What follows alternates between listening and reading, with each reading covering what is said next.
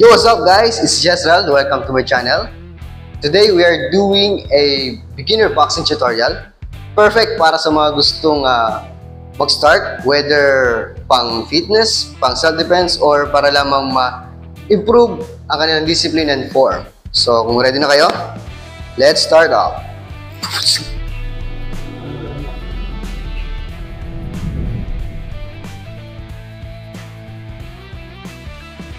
Warm up muna tayo. Bago tayo sumuntok, kailangan muna natin ng konting warm up para hindi tayo ma-injury. So ito yung mga ilan nating warm up para sa ating video na to.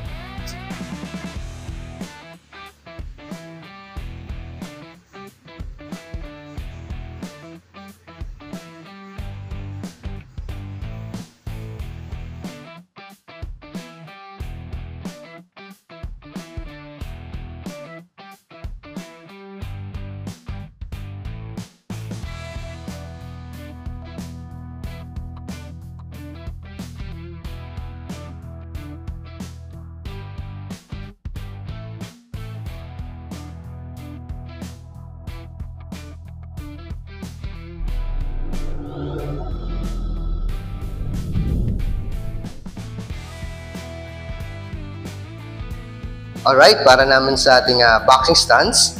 So, kailangan is kung right-handed ka, so kailangan yung dominant mong pa is yung nasa back. So, kung right-handed ka, back mo is yung right mo. So, yan, para mas stable yung footings mo, yung balance mo, mas okay. Para hindi ka agad natutumba or mas mabilis ka nakaka-reflect, reflect ng mga suntok. So, ang stance natin is ganito. Yan ang stance natin. So, pag sa side, ganito. So, right foot ay nasa backward. Kung dominant mo ito, kung right-handed ka, is right yung nasa likod. Pero kung left-handed ka naman, o southpaw, is yung nasa likod mo is yung left. So, ganun po tayo Kung ano yung mas dominant nyo na foot, yun yung nasa likod. Kung ano yung pinakamalakas nyong pa, kasi yun yung gagamitin natin pang forward at pang backward. No? So, siya rin yung pang stable natin para hindi tayo matumba at madali tayo makapag-balance. So, yan. Tapos medyo bend natin ng konti ating knees. Yan, para mas stable tayo. And then, yung paa natin is, yung toe natin is straight forward. Straight forward siya. Hindi siya nakaganyan. No, kailangan naka-straight forward siya. Para pag forward tayo is mas madali. Mas balance tayo. So, yun yung ating stance. Yun yung natin. At lagi natin tatandaan na laging naka-up ang ating arms para mas maprotektahan natin yung ating ulo at yung ating chin. So, kailangan isang pagtaas ng ating guard is laging ganito. Yan, chin down. Then yung look forward lang, laging naka-diretso tingin lang. So, wag mo hayaan na nakaganyan dahil pagka sumuntok ka, is madaling tamaan yung ating chin. So, chin down tayo, then knees bend na konti. Then ang dominant mo is right foot lang. So, yun tayo. Then backward, forward tayo. So, yun ang ating boxing stance.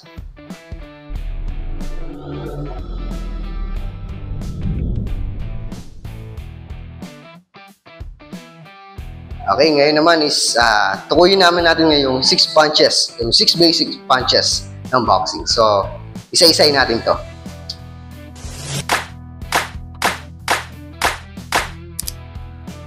Ang una nating boxing punches ay yung jab. So, ang jab is ito yung magse-set ng combo. So, this is the quick punch to.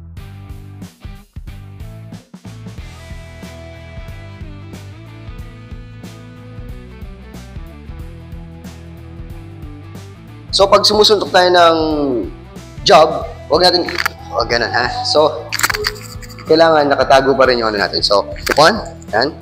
1. Mas maganda kung lalagyan natin ng footings. 1, di ba? So, sa side tayo. 1. So, yan.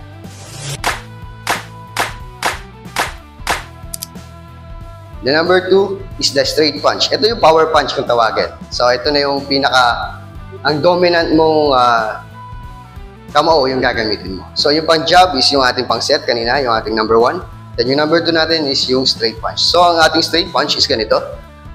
Then, magti-twist tayo. Twist tayo ng konti. Titwist natin yung hips natin pag kukuha tayo ng straight punch. Straight punch.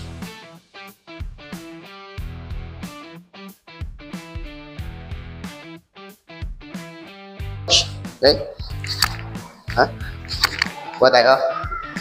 Ganun tayo, ha? Huwag nating ibaba yung guard natin. Straight punch tayo. Straight punch. Straight punch, ha?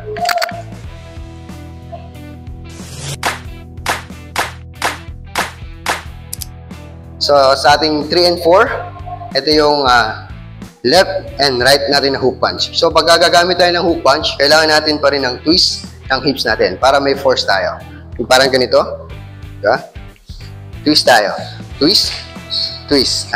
Dito rin, hips tayo. Hips.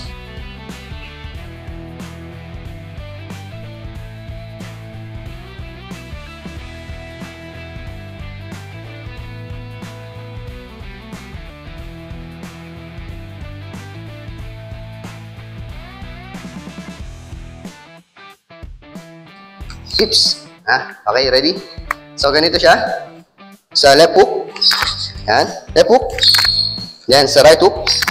Tayo. Okay? So, pa-arc. Hindi dapat. So, pa-arc lang. Okay.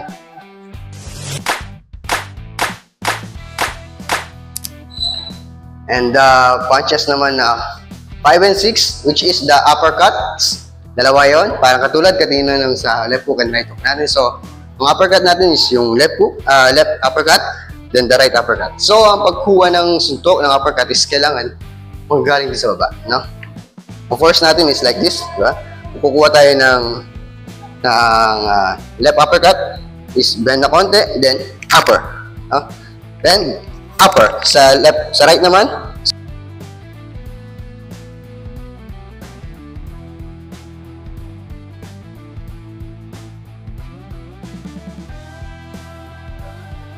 so, yun ang ating 6 basic punches ng boxing.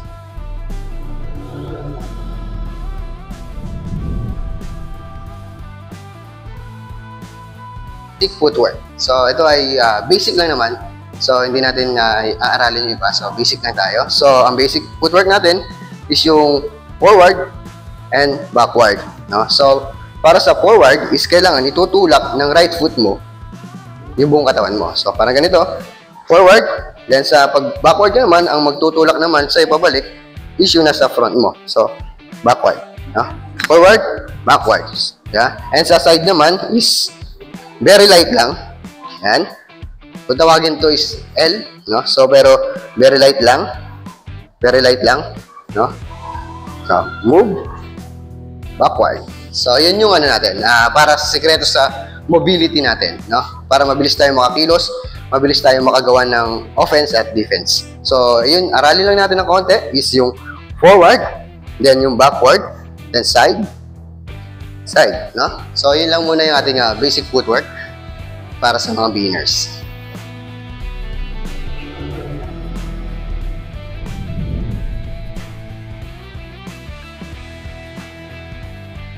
And now, istadako naman tayo ngayon sa mga basic combinations sa boxing. So, ito lang naman yung meron tayo pag-aaral na 3 combos dito sa boxing, which is the unang combo natin is the 1-2 combination. Ito yung minsan na deadly pag mabilis, no? Pakikita ko sa inyo, this is the 1-2 combination is the jab and the straight, the cross. 1, 2. So, this is, paano to? Ganito siya. 1, then 2. No? Huwag nating hahayaan na mawala yung guard natin. Pag bumitaw tayo ng jab, taas pa rin to para sa straight, then straight punch, the hook, ayan, ganyan. Babalik natin yung pinang jab natin. Para naka-defense tayo at naka-offense na rin. So, this is the 1-2 combination. The 1-2 combination. Ready?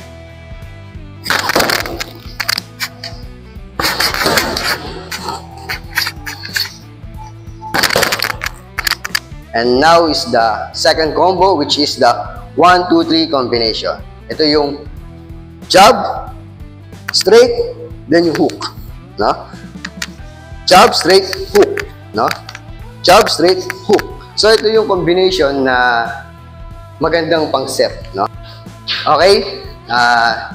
Ito naman is yung 1-2-3 combination natin, which is the jab, straight, then the hook. Okay? Ready? Jab, straight, then hook. Okay? Isa ba? Isa ba? Okay? So, yun ang 1, 2, 3 combination natin. And para sa ating pangatlong combo, this is the powerful shots. No? So, ito madalas nakikita natin ito sa mga boxing match. This is the 2-3-2 combo. So, what is 2-3-2 combo is straight, hook, and straight. So, straight, hook, and straight. No? 2-3-2. No? So, huwag natin hayaan na hindi tayo makapag-twist dahil hindi tayo kukuha ng power sa ating mga legs and foot. No? So, ready? Sa straight tayo. Straight, hook, straight. Okay? And now is the 2-3-2 combination, which is the straight, the hook, and the straight. Okay? Ready? Go! Back. Step back. Ayan, that's the 2-3-2 combination. That's the 1-2-3 combination. Basic combination ng boxing.